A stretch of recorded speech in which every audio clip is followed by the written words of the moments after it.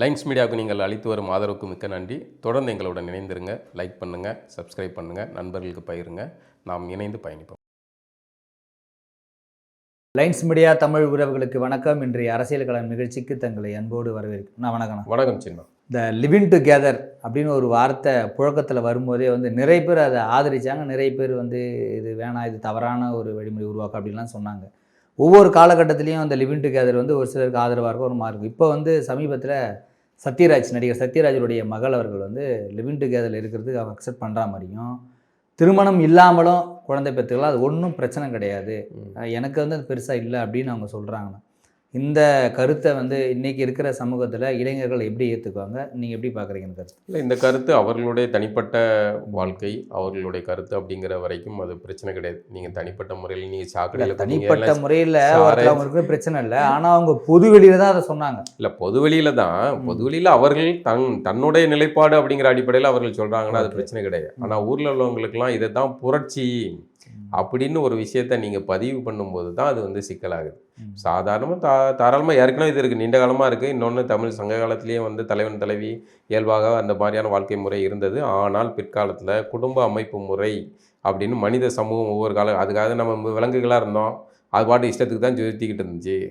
ஆனால் மனித சமூகம் ஒரு பண்பட்ட சமூகமாக மாறி தனக்கான குடும்ப அமைப்பு முறை, சமூக முறை அப்படின்லாம் உருவாகி அது ஒரு நிலை நோக்கி நகர்ந்து வந்துக்கிட்டு இருக்குல்ல. இந்த சமூகத்துடைய குடும்ப அமைப்பு முறையை சிதைக்கிறது அப்படிங்கிறது தான் இந்த லிவிங் டுகெதருங்க அப்படிங்கிறது. இதனால் பார்க்கும்போது, மேலோட்டமாக பார்க்கும்போது உங்களுக்கு இது ஒரு புரட்சிகர திட்டம் அப்படிங்கிற மாதிரி தோணும். பெருவாரியாக இதில் பலியாடாக ஆகிறது பெண்கள் தான்.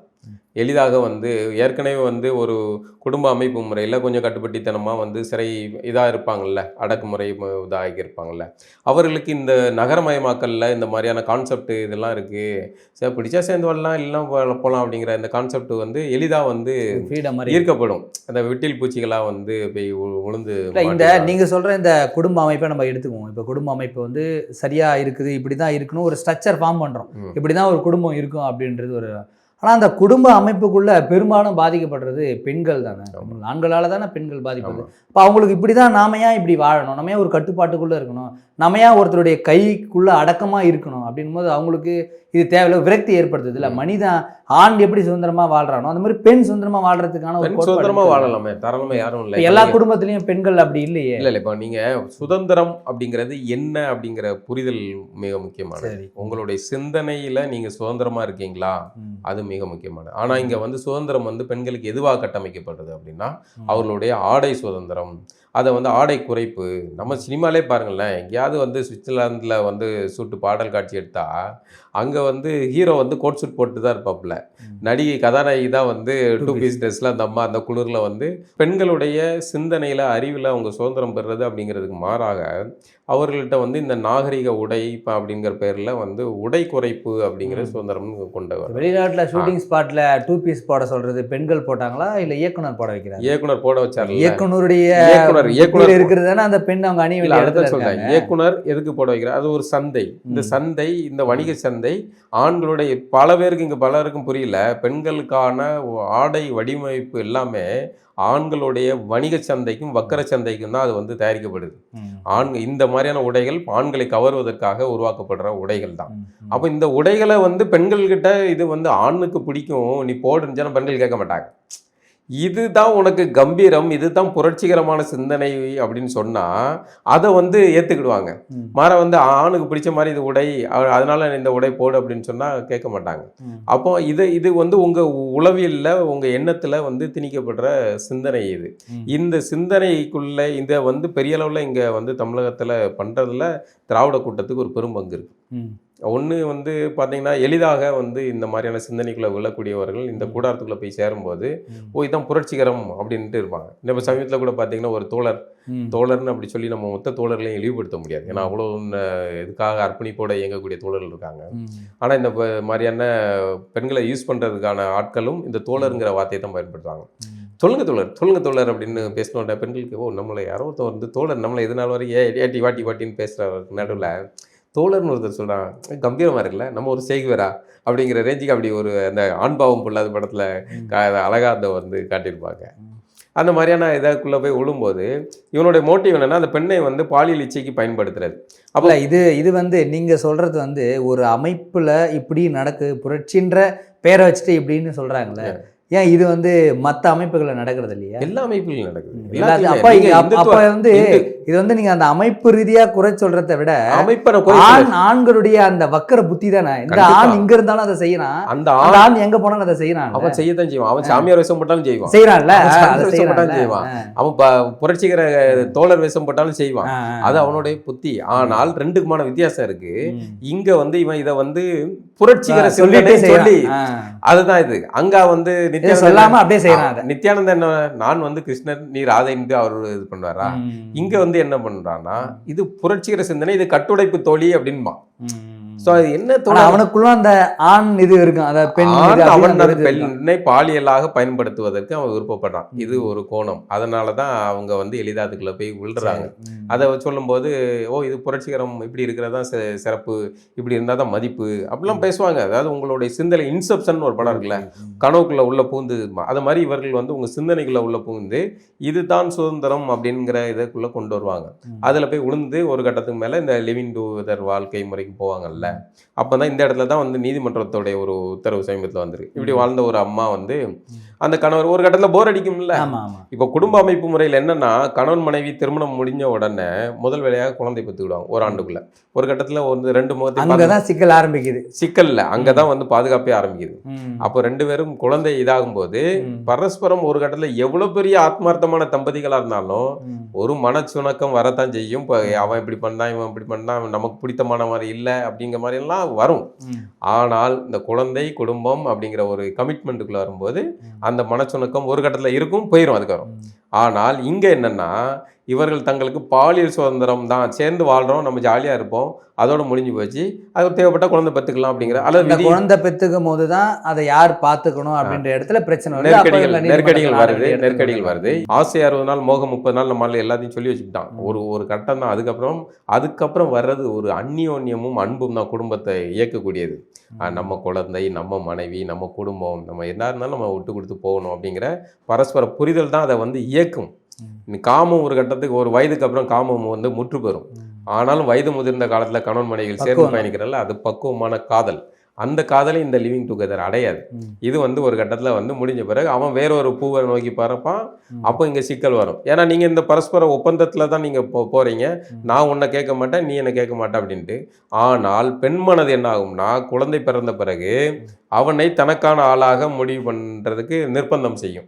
அவன் வந்து இல்லை எனக்கு இந்த வாழ்க்கை முறை செட் ஆகாதுன்னு நம்ம பார்த்துப்பான். இல்லை அந்த பையன் வந்து இந்த பொண்ணை இல்லை நீ என்னுடைய இதாகவே இருக்கணும்னு நினைப்பேன், நீ வேற எங்கேயும் போகக்கூடாதுன்னு நினைக்கும் போது அங்கே ஒரு முரண்பாடு சிக்கல் வரத்தான் செய்யும். அப்போ இதுக்கு நடுவில் மாட்டிக்கிட்டு இருக்கிறது இந்த குழந்தை. பிறந்துட்டா அந்த குழந்தை யார் பார்க்கறது, யாருடைய பொறுப்பு என்ன? இது சட்ட அங்கீகாரம் எதுவும் கிடையாது.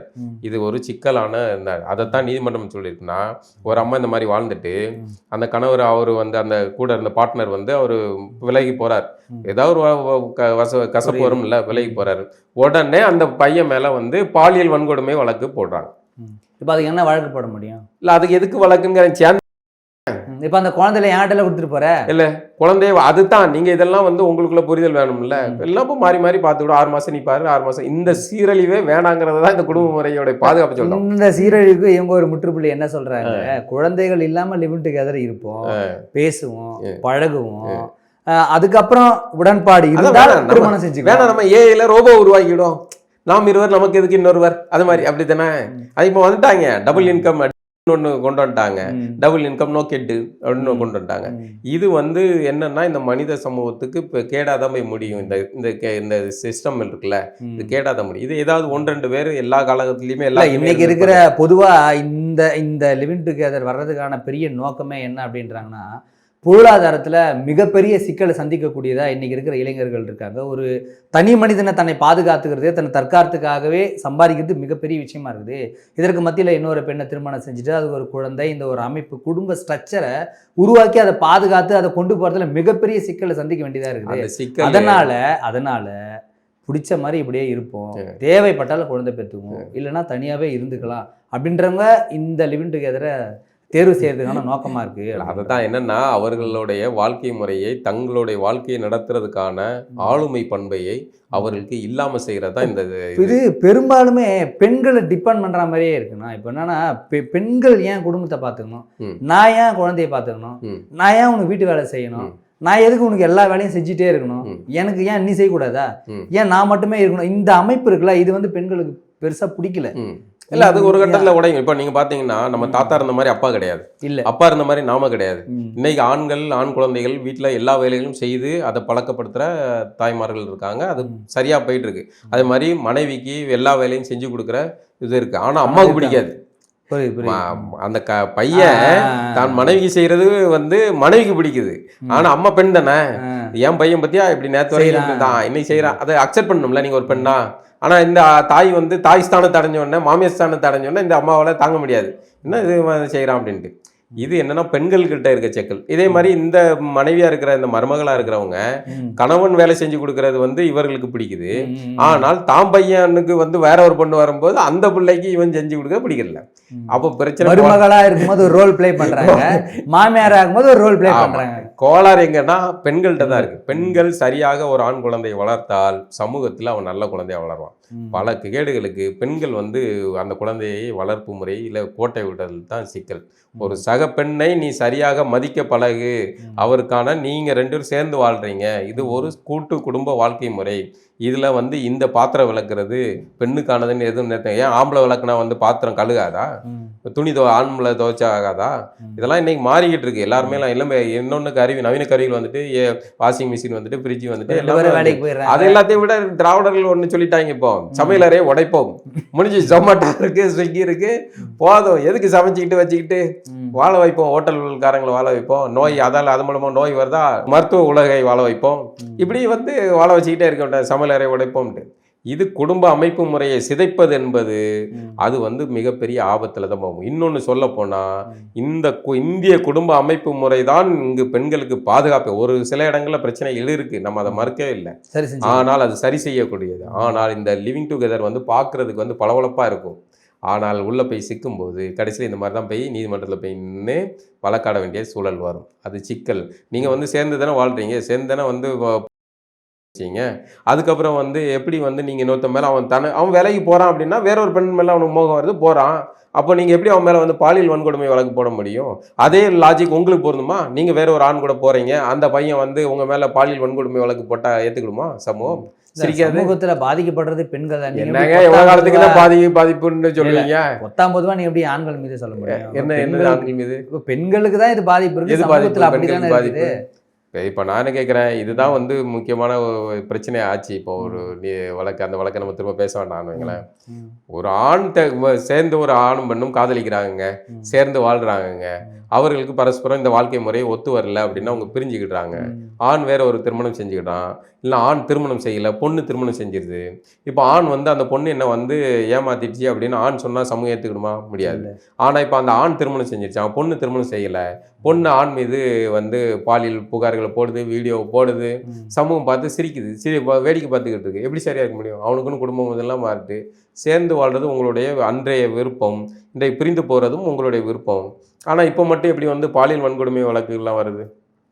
அப்போ இது உங்களுடைய அடிப்படை சிந்தனையில் நீங்கள் இந்த இதுக்குள்ளே வரும்போதே உங்களுக்கு இந்த புரிதல் வேணும். அவன் என்ன நேரம்னாலும் போவான், அந்த அவனுக்கான அந்த சுதந்திரத்தை நம்ம அவனை அனுமதிக்கணும். நாம் எந்த நேரம்னாலும் போகலாம், அது நமக்கான சுதந்திரத்தை அவன் அனுமதிக்கணும். இந்த பரஸ்பர புரிதல் இல்லாமல் இருந்தீங்கன்னா இப்படி தான் சிக்கலாகும். இப்போ சத்யராஜோடைய பொண்ணுடைய கருத்து இந்த சிக்கலில் தான் போய் முடியும்.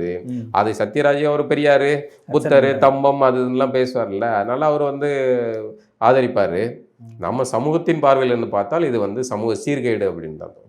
மீண்டும் ஒரு நல்ல நிகழ்ச்சி சந்திப்போம். நன்றி.